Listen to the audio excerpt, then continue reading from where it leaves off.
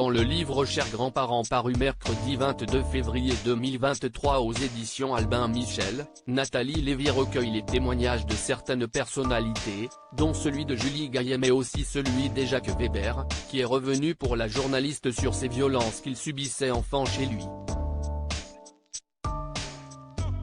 De son grand-père, qui, elle, enfermait dans un cagibi, en passant par son père, qui dégrafait sa ceinture pour le rouer de coups, jusqu'à sa grand-mère qui l'a qualifié de pute de service dans cet ouvrage, l'acteur de 73 ans a visiblement vécu quelques traumatismes. Ça se faisait à l'époque. Si est-il comme ça que les problèmes se réglaient, explique-t-il dans ce livre. Des violences physiques qui ont malheureusement eu de mauvaises répercussions sur son comportement puisqu'il s'est mis à les reproduire, notamment sur celle qu'il a mis au monde. Heureusement, s'il n'y a pas eu de gestes tendres de mes grands-parents, il y a eu ceux de ma maman pour me consoler, même si elle piquait des crises de colère parce que j'étais un garçon très difficile. Il m'arrivait même de la taper. De surprenantes révélations de la part du comédien et réalisateur, lui qui est à son tour devenu parent, puisqu'il est le papa de Tommy, Stanley Kim.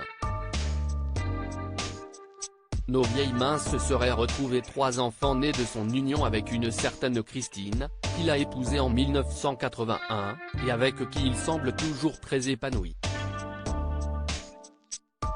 Mais avant de croiser son chemin, il a eu un coup de cœur pour Annette, son premier amour. Une femme qui était à l'époque mariée avec des enfants vivant à Marseille, alors que lui résidait à Paris.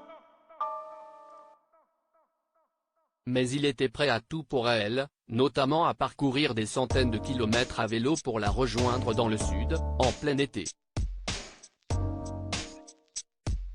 Une histoire qu'il a racontée dans son livre On ne dit jamais assez aux gens qu'on les aime, paru le 8 mars dernier aux éditions de l'Observatoire.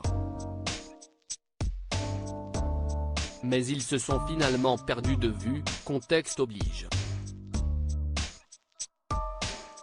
Mais récemment, alors qu'il se produisait sur scène à Marseille, il a reçu une lettre de sa part. Tu fus et reste la plus belle histoire de ma vie, lui avait écrit Annette. J'aurais tellement voulu prendre un café, un pastis. Nos vieilles mains se seraient retrouvées, a-t-il alors regretté dans son livre, en se rappelant de cette lettre.